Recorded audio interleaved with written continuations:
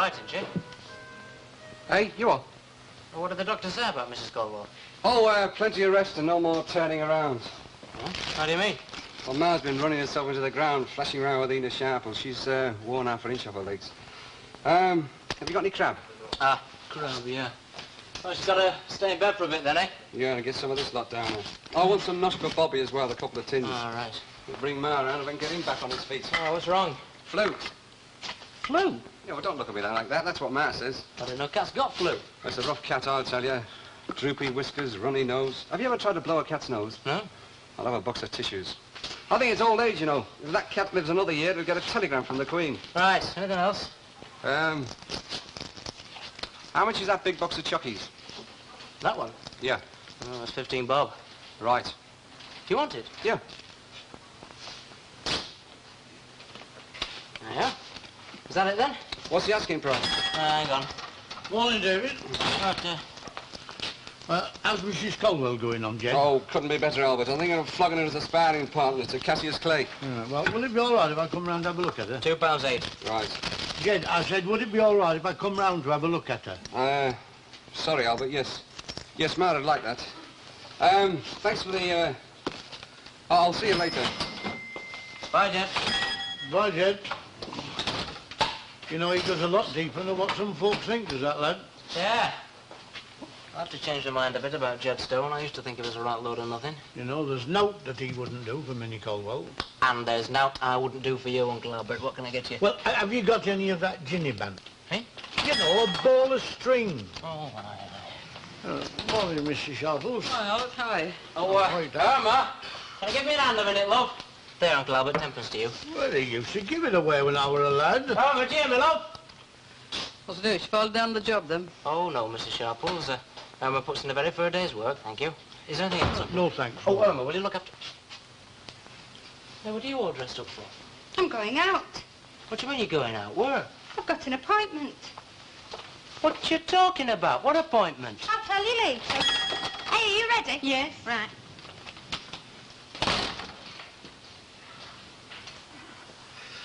Right, where's me hat? Where you left it? Oh, where was that? In the sideboard. Oh, Hey, Stan, how much did they rush you for the ice cream? about 9 bob a gallon.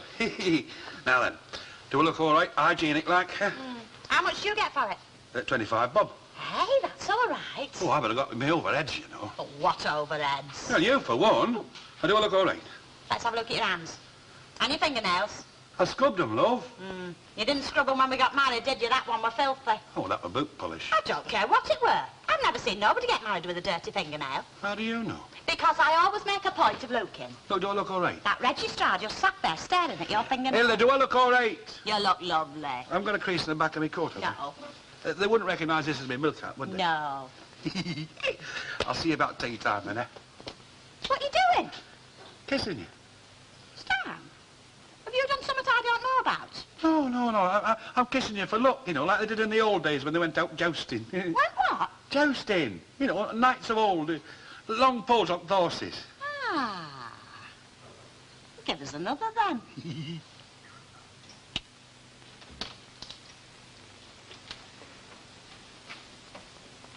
Ma? Ma? Hello, Ma. Oh, hello, Sonny Jim. I fell asleep again. How'd you feel, love? Oh, a lot better, thank you. I think I could get up today. Now, Ma, you know you were told to stay in bed, and that's where you're going to stay, isn't it? Oh, you're being firm with me, aren't you? Downright nasty, Ma. I've even sprinkled tin tacks all round the bed. Oh, Sonny Jim, I couldn't have managed without you. Of course you could, Ma. Now, come on, see what you can do with this. Oh, what is this? Beef tea. Oh. Now, come on, drink it up, and you'll grow to be a big, strong fella like your Uncle Jed. Hello, it's only me. Oh, hello, Ina. Oh, I'm feeling a lot better. Much better colour, I must say. You went a very funny shade of ivory t'other night. Oh, I don't know when I felt as bad as that. Oh, well, as long as you're on the mend, that's all that matters. I brought you I've made you a few scones. Oh, thank you, Ina. I see you're making a very good job of looking after her. Oh, Sonny Jim's been just like a nurse. Yes, well, I think I'll leave you two together. Hello, is it all right if I come up? Who's that? It's her, that social woman.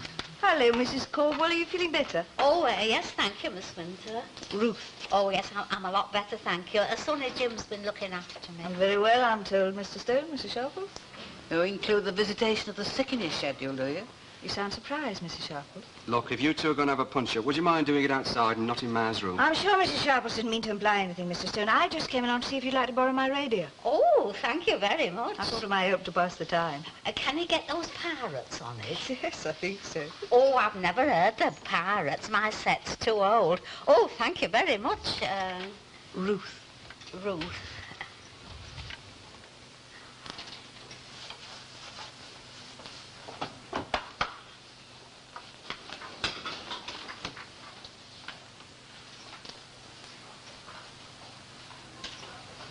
It's all right, kid. Come on. Hey, they do pies, kid. How much are your pies, love? Steak and kidney, meat and potato, cheese and onion. Meat and tater. 10p each. What do you think? Shall we have 4? You know me, I'll eat out. She stuffs her face rotten. Really? It's only nerves, though. They get on top of her. Right, we'll have 4 to take out, love. There you are, 4 boys. They're fresh, aren't they? That will be 3 and 4p, please.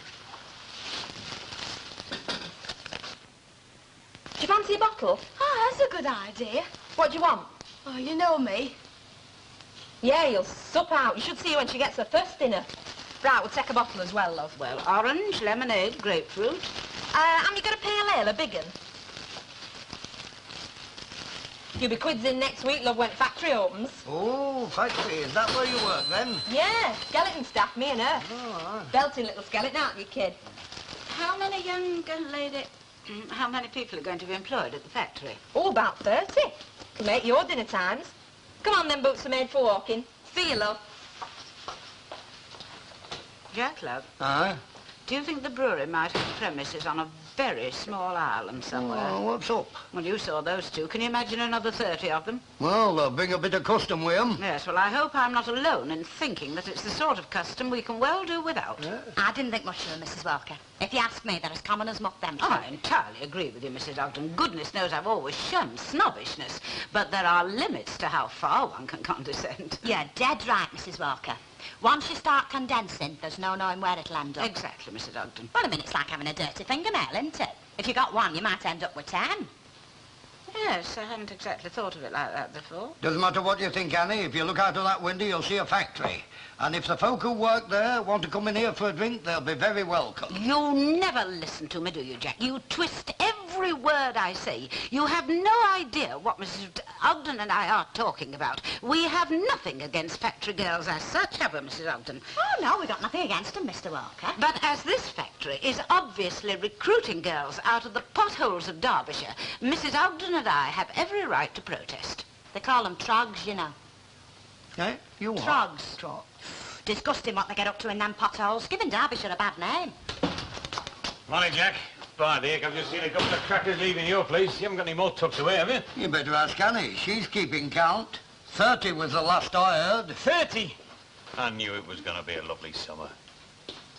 Have I said something? Can I get you anything, Len? Yes, half a pint for supping, please, love. I've said something, you know. And how's my lovely Hilda this morning? Very well, thank you. I tell you what, you've got a talented husband, haven't you? There's no need to be sarcastic. He does his best. Who there's being sarcastic? Haven't you seen him? Stan. I've just passed his van. He can't scoop that stuff out fast enough.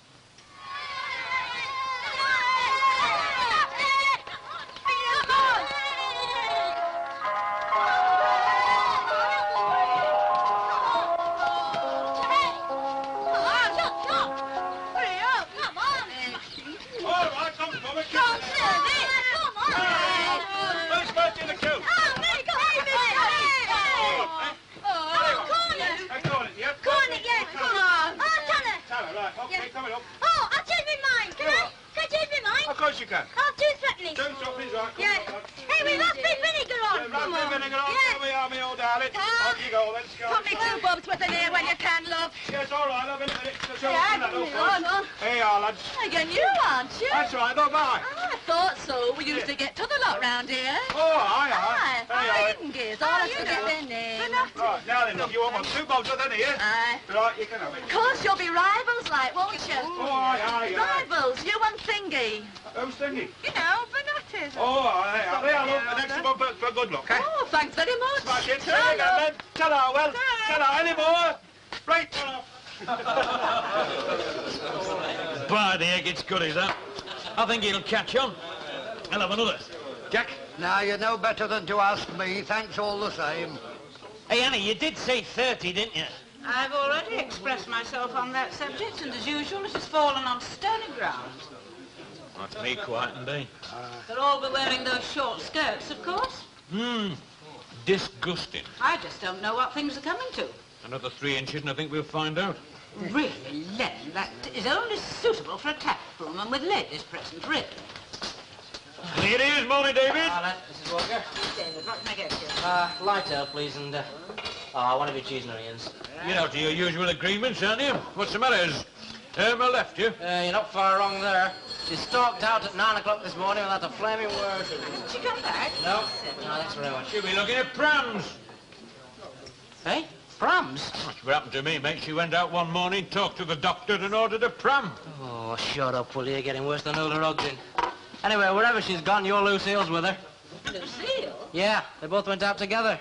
Yeah, Lucille. Aye, I know. You know what? She's not at work. That was her boss. What's his name? Harrison on the phone. Wanted to know if she was poorly. You know she is out somewhere, probably shopping with Irma. We have been far too lenient with that girl, Jack. And when she comes in, I want you to take a very firm line with her.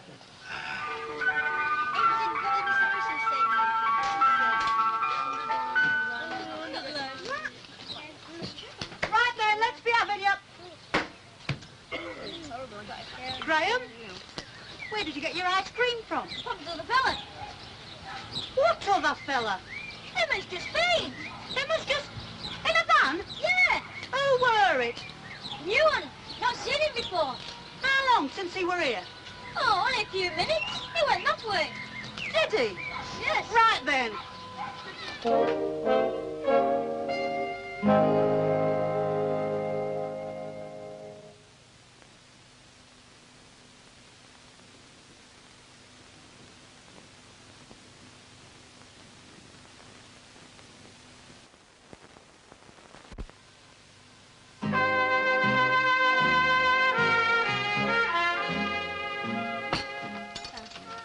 What you two doing here? See, what did I tell you?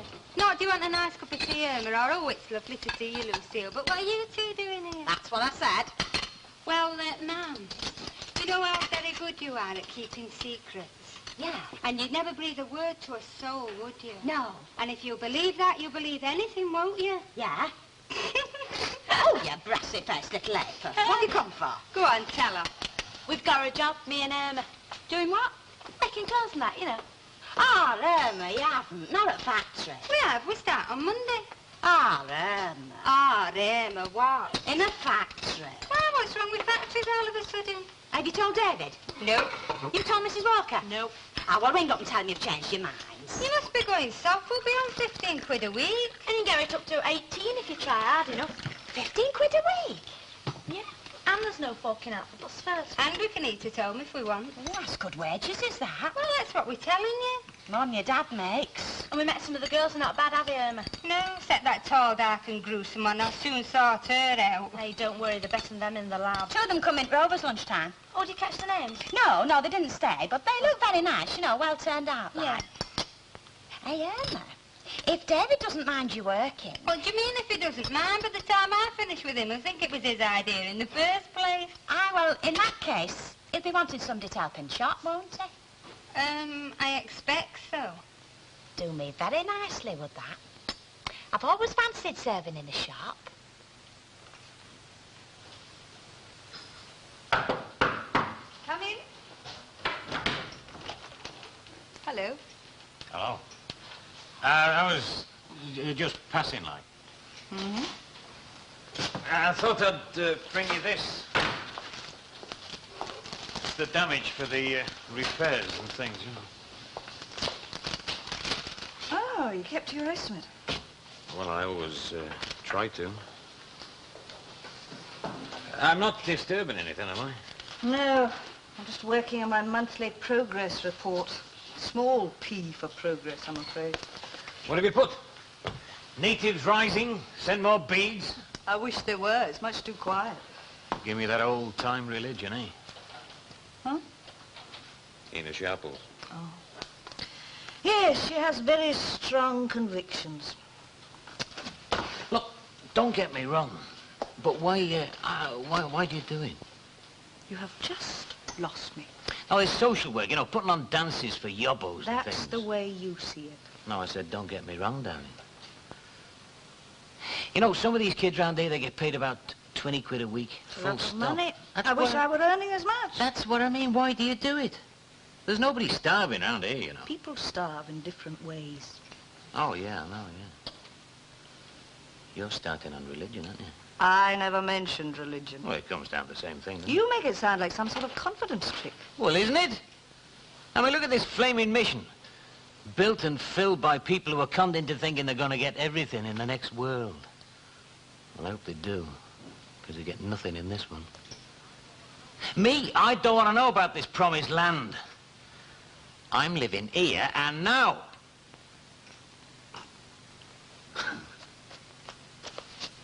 Well, what do you think? About what? Well, you believe in God and all that, don't you? Yes, I believe in God. But people see God in different ways. I mean, Mrs. Sharple sees him as a wise old man gazing down, taking notes for future reference, and... How do you see him? Are you really interested? Yeah. Well, sometime when we've got a lot more time, we'll really get down to it. I look forward to that.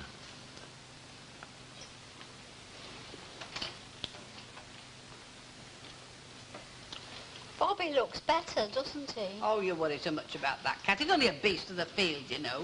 Bobby is not a beast, Tina. He's very friendly.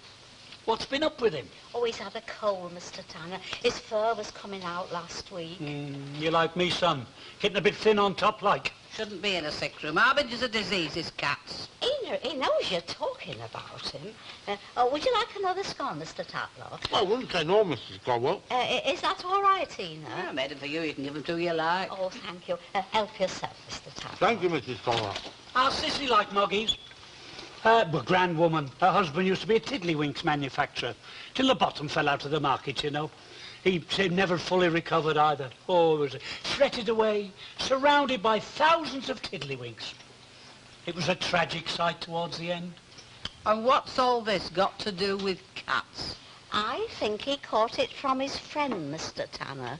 No, love, he pined away, dreaming of a tiddlywinks revival. No, I mean Bobby's cold. He meets his friend by the viaduct and they go for little walks together. Oh, aye? Oh, I'm so glad he's got a friend.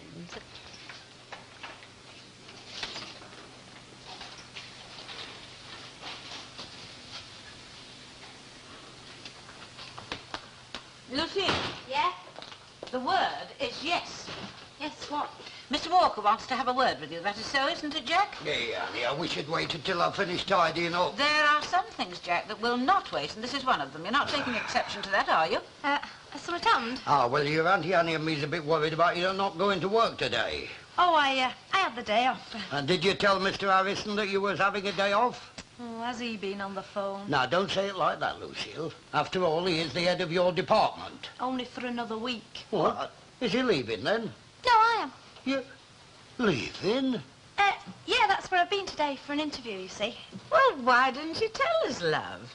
Well, I wanted to see what it was like first, you know. Well, you must have done well at the interview, mustn't you?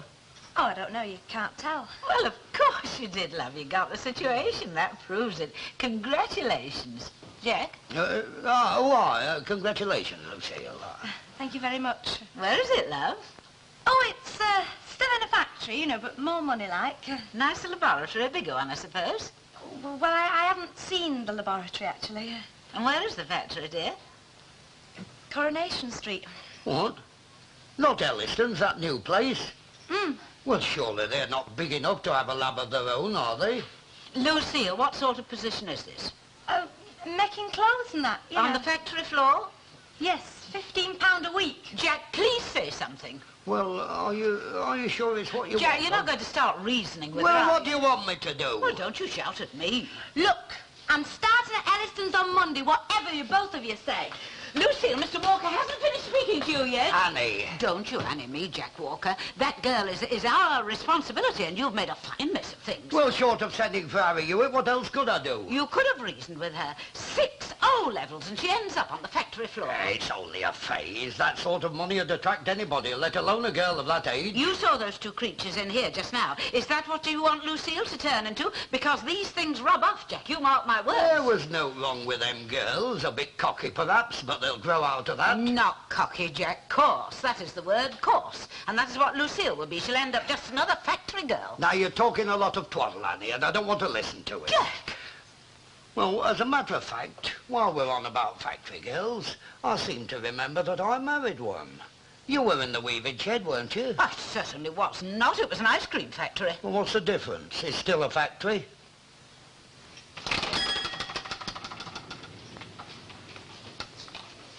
You missed me, didn't you? I can tell.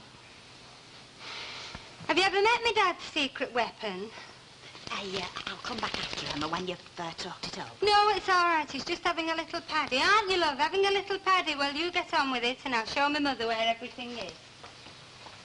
Hey, what do you mean? Oh, David, you might give us a bit of warning. What's going on? Why are you showing your mum where everything is? Well, she'll have to know, won't she? Oh, makes sense, Irma. Well, I'll meet your new assistant. My what? She's a living dynamo. Are you going away or something? No, I've got a job. What you talking about? What job? At the factory.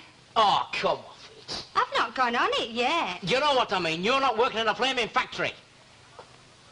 And I'm not working with your flaming mother. Why? What's wrong with my mother? I'm putting this business on its feet, not running it down. You could at least try her out. I've got no room for experiments. Hey, who are you calling an experiment, you cheeky devil? Tell her to belt up. I come over here to do you a favour. I'm not short of one, You thanks. will be one day. Oh, you're welcome to him, Irma. Hasn't got no respect for his elders, he hasn't. I wouldn't work here now if you went down on your bended knees and begged me. Tactful sort of son-in-law you are, aren't you? Now, look here, Irma, I've just about stood enough.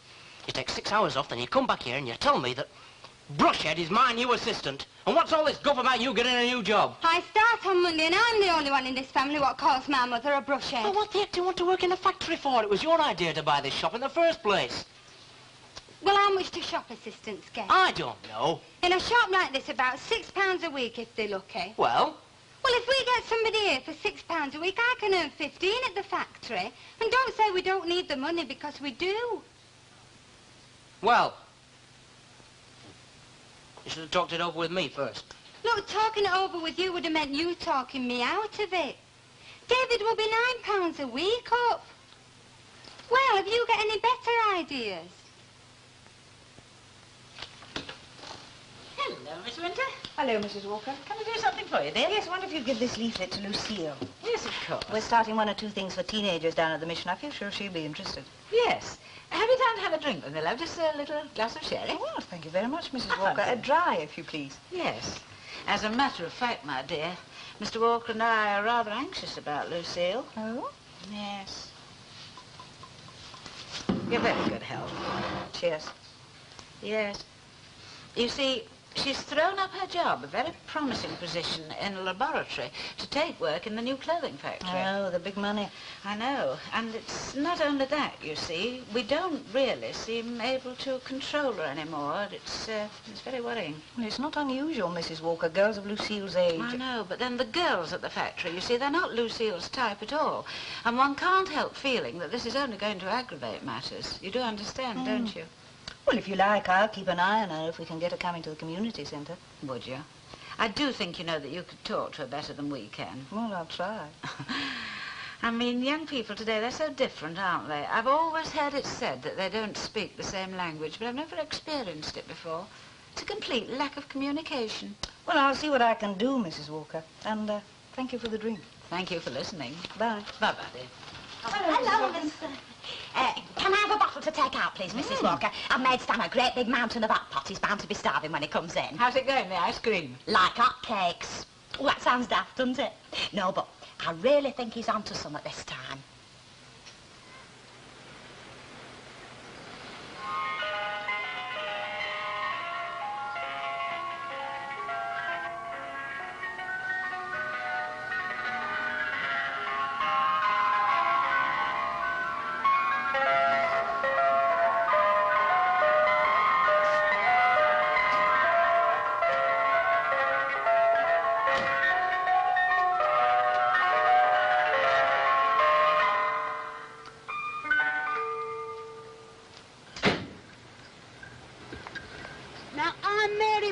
Stan Ogden, how's trade?